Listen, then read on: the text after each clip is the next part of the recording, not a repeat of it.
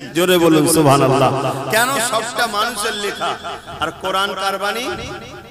বলুন না গো। আল্লাহ সৃষ্টিকর্তার কখনো ভুল হয়? হ্যাঁ, ওই কোরআন জানাচ্ছে কালামের দ্বারা 50,000 সানাতিন, একটা দিন আল্লাহ বানাবে যে দিনটা লম্বা হবে দুনিয়ার 50,000 বছরের দিনের নাই। দুনিয়ায় 50,000 বছর দিন যত সময় হবে, ময়দানে মাশরে বিচারের দিনে একটা দিন হবে 50,000 বছরের দিনের নাই। ওই দিনেতে তোমাকে আমাকে সবাইকে দাঁড়াতে হবে। কোথায় দাঁড়াবে তুমি আমি কি জানি? মাথার এক বেগ দেখতে লেখা তো করে আল্লাহ সূর্য নামিয়ে দেবে। শোনো শোনো, আল্লাহর দিনের কথা শোনো। মাথার এক বেগ দেখতে লেখা তো করে আল্লাহ সূর্যকে নামিয়ে দেবে। এই শীতের আবহাওয়া সূর্য আমাদের গায়ে লাগলে সহ্য করতে পারা যাচ্ছে না।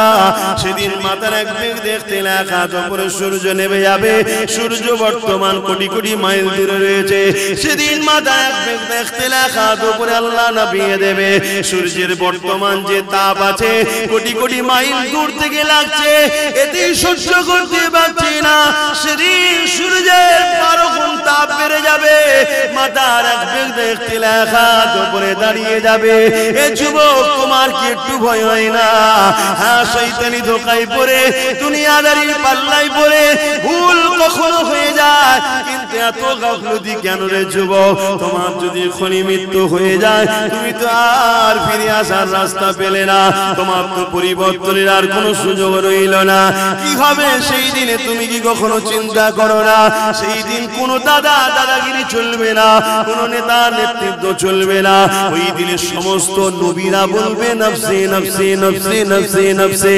তাহলে তোমার আমার দশাটা কি হবে? দেখো, তোমার আমরা যাদের পিছনে ঘুরে বেড়ায়, যাদের জন্য জিন্দেগি কুরবান করে দেয়, যাদের পিছনে টাইম গুলোকে নষ্ট করে কাটিয়ে দাও, যারা তোমাদের ক্ষমতা নিয়ে মসজিদ মাদ্রাসাকে উজাড় করতে লেগেছে, মনে রাখবে সেই দিনে এই জাহান্নামী গুলো তোমাদের কিছুই করতে পারবে না।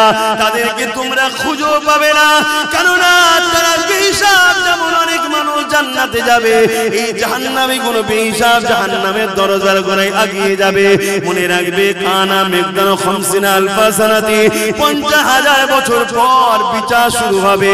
ওই দিনটা কেমন হবে আল্লাহ বা জিবরাইলকে জানিয়ে দেবে। ও জিবরাইল, আমার জাহান্নামকে নিয়ে এসে আরশের পাশে বাঁধাও। কিতাবের কথা বলে যাচ্ছে, শোনো, 70,000 জিনজিল দিয়ে জাহান্নামকে বাঁধা হবে। একটা জিনজিলে 70,000 করে ফেরেশতা ধরে রাখবে, তথাপিও জাহান্নামকে ধরে রাখতে পারবে না। লম্বা লম্বা জিভ বার করে জাহান্নাম তেরে তেরে আসবে গুনাহগারদের ঘরে ধরার জন্য। এই কঠিন দিনেতে এমন বাপ পাওয়া যাবে নিজের ছেলেকে জমিনে শুইয়ে দিয়ে তার বুকের উপরে পা দিয়ে দাঁড়িয়ে যাবে। কেননা এই সূর্যের তাপে তার জমিনটা পুরে পুরে লাল হয়ে গেছে। যেমন লোহা আগুনে দিলে লাল হয়ে যায়, লোহা যেমন আগুনে দিলে লাল হয়ে যায়, সূর্যের তাপে জমিনটা লাল হয়ে গেছে। এই মানুষ জমিনে দাঁড়াতে পারবে না। ছেলেকে বুকে শুইয়ে দিয়ে বাপ বুকের উপরে পা দাঁড়িয়ে যাবে। এমনও ছেলে পাওয়া যাবে নিজের জন্মদাতা বাপকে জমিনে শুইয়ে দিয়ে তার বুকের উপরে পা দিয়ে দাঁড়িয়ে যাবে। এমনও মা পাওয়া যাবে নিজের মেয়েকে জমিনে শুইয়ে দিয়ে তার বুকের উপরে পা দিয়ে দাঁড়িয়ে যাবে। এমনও মেয়ে পাওয়া যাবে নিজের মাকে জমিনে শুইয়ে দিয়ে তার বুকের উপরে পা দিয়ে দাঁড়িয়ে যাবে। এক কথায় যার উপরে যার জোর চলবে তাকে জমিনে শুইয়ে দিয়ে বুকের উপরে পা দিয়ে দাঁড়িয়ে যাবে। এ আমার আব্বা জানেরা, মায়েরা, বোনেরা, সূর্যের তাপে দে মানবার ক্ষীণ গুণ নাক দিয়ে গলে গলে গলে গলে পড়তে লাগবে। ওই দিনটা তোমার আমার কি হবে উপায়? মুসলমান ঘরের ছেলে মেয়েরা, তরুণেরা, বাপেরা, এ নবী পাকের উম্মত উম্মতি গণেরা, শুধু মুসলমান মুখে দাবি করলে হয় না, অন্তর আল্লাহর দ্বীনের উপরে মহব্বত ভালোবাসা থাকা দরকার। এ নওজওয়ানেরা, যুগে যুগে একদল জালিমরা চেয়েছে তারা আল্লাহ দ্বীনকে জমিন থেকে মিটিয়ে দেবে। কেন? তারা মানুষের খোদা হতে চেয়েছে, মানুষকে লুটতে চেয়েছে। ইসলাম সর্বসময় মানুষের পক্ষে কথা বলেছে, ইনসাফের পক্ষে কথা বলেছে, ইনসানিয়াতের পক্ষে কথা বলেছে। ইসলাম শিক্ষা দিয়েছে মানুষ গরিব হলো তার উপরে জুলুম করা যাবে না, কালো হলো ফর্সা তার উপরে জুলুম করতে পারবে না। তাই সবার সমান অধিকারের কথা বলেছে। এই জন্য যুগে যুগে একদল জালিমরা ক্ষমতা জোর দেখিয়ে ইসলামকে মুছার চেষ্টা করেছে। তাদের মধ্যে একজনের নাম হলো চেঙ্গিস খান। সে চেয়েছিল পৃথিবীর জমিন থেকে ইসলামকে মুছে দেবো। এই বাগদাদের মাদ্রাসাগুলোতে আগুন ধরিয়ে দিয়েছিল, মসজিদগুলোতে আগুন ধরিয়ে দিয়েছিল।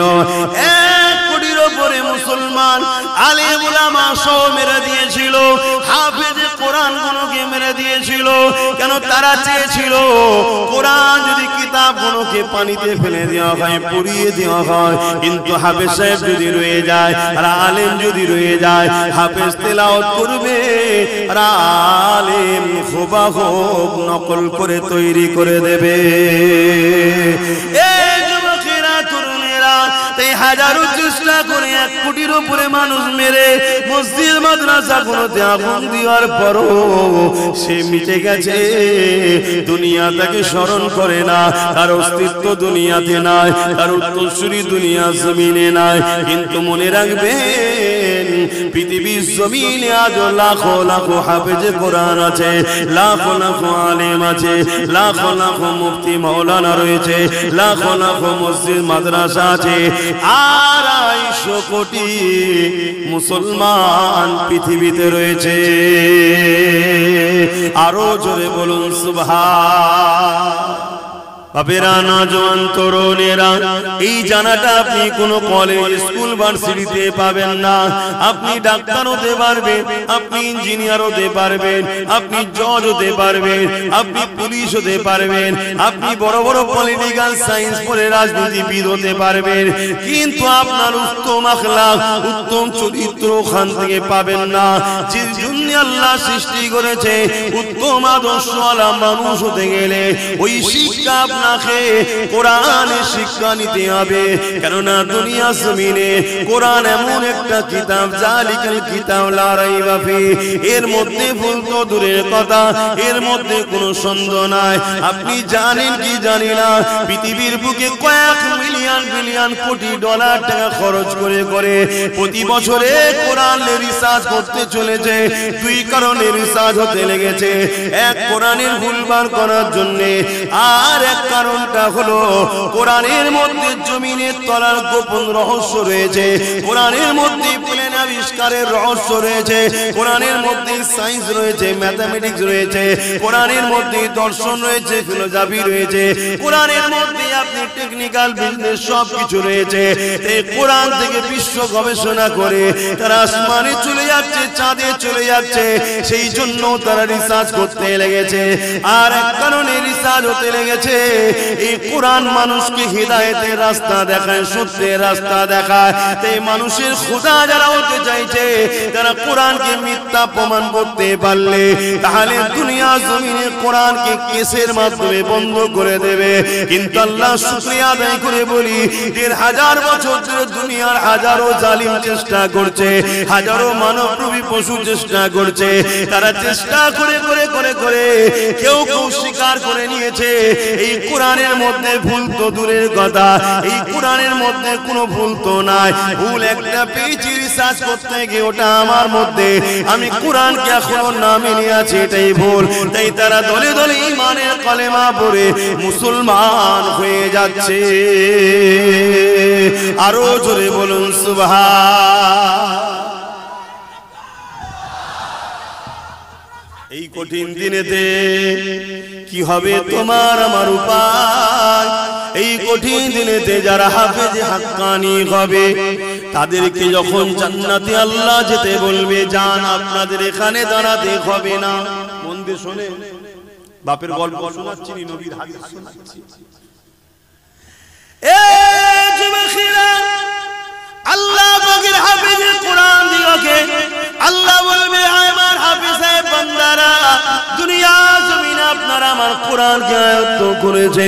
দুনিয়ার মানুষ আপনাদেরকে অনেক ছোট বড় কথা বলেছে, এই হাফেজ সাহেব হয়ে কি হবে, একে যদি ডাক্তার উকিল জজ করা হতো, কোটি কোটি টাকা ইনকাম করতো, আরে বাপ মাকে হজে পাঠাতো, ভালো মন্দ গাড়ি চাপাতো, অনেক কিছু করাতো, এই হাফেজ সাহেব হয়ে কি আর করবে? ওই তো মসজিদে গিয়ে 2,500-3 হাজার টাকা নেবে, ছাড়া আর কি পাবে? তথাপিও আপনারা কারো কথায় কান্না দিয়ে এ হাফেজ সাহেবরা তোমার আমার কোরআন তেলাওয়াত করেছো, আমার কোরআন আয়াত্ত করেছো। দুনিয়াকে আমি চ্যালেঞ্জ দিয়েছিলাম, অর্থাৎ আল্লাহ চ্যালেঞ্জ দিয়েছে। যখন কোরআনের বিরুদ্ধে ষড়যন্ত্র হয়েছিল জাহিলিয়াতের যুগে, আমার আল্লাহ বলেছিল দুনিয়ার মানুষ আল্লাহ ছাড়া সবাইকে একত্রিত করে কোরআনের একটা আয়াত লিখে দেখাও, তারা পারেনি। এবং আল্লাহ জানিয়েছে এই কোরআনকে কিয়ামত পর্যন্ত দুনিয়া জমিনে হেফাজতের দায়িত্ব আমি আল্লাহ নিয়ে নিলাম। আমার হাফেজে বান্দারা, তাই তোমরা আমার কোরআনকে দুনিয়ার কাগজ কলমে তো লেখা রয়েছে, দুনিয়া যদি সেগুলোকে মিটিয়ে দিতেও চায়, তোমরা তাই নিজেদের সিনার মধ্যে আমার কোরআন আয়ত্ত করে নিয়েছিলে। আমার হাফেজে বান্দারা, আজকে তোমাদেরকে এই কঠিন দিনে ময়দানে মাশরে দাঁড়াতে হবে না, তোমরা আমার জান্নাতে চলে যাও, জান্নাতে চলে যাও। ওই সময় হাফেজে বান্দারা বলতে লাগবে, আমার আল্লাহ পাক, আমরা তো জান্নাতে যাব, কিন্তু আমরা হাফেজ হওয়ার জন্য আমাদের পিছনে যারা ওসিলা হয়ে দাঁড়িয়েছিল, কেউ আমাদেরকে জায়গিরি দিয়েছিল, কেউ আমাদেরকে থাকার ঘর দিয়েছিল, কেউ আমাদেরকে মাসে মাসে খানা খাইয়েছিল, কেউ আমাদেরকে পড়ার জন্য ঘর করে দিয়েছিল, কেউ আমাদের থাকার জন্য ব্যবস্থা করে দিয়েছিল, কেউ আমাদের জামা কাপড় কিনে দিয়েছিল, নানান দিক থেকে সহযোগিতা করেছিল। আল্লাহ তারা তো ময়দানে মাশরে নফসি নফসি নফসি করছে। আল্লাহ তাদেরকে ছাড়া আমরা কেমন করে যাই? তারা যদি আমাদের পাশে না দাঁড়াতো, আমাদের জন্য যদি শিক্ষা কেন্দ্র না করে দিত, আমাদের জন্য যদি জায়গিরি থাকার ঘর না দিত, আমাদের জন্য খাবার যদি ব্যবস্থা না করে দিত, হে আল্লাহ, তাহলে আজ হয়তো আমরা কোরআন আয়াত্ত করার সুযোগটা পেতাম না। বেশক আপনি স্মরণ করিয়ে রেখেছে, কিন্তু ওসিলা তো তারা হয়েছিল। হে আল্লাহ, তাদেরকে ছাড়া আমি জান্নাতে যাব না। আমার আল্লাহ বলবে সাদাকতা, সত্য বলছি না। হে আল্লাহর পারিস্তানে যাও যাও যাও যাও, এই হাফেজদের কাতারে একজন হাফেজ সাহেবের সাথে 70 জন পর্যন্ত ব্যক্তিকে আমি আল্লাহ মাফ করে দিয়ে জান্নাতি ঘোষণা দিলাম। আরো জোরে বলুন সুবহান। এরা নারীগুলো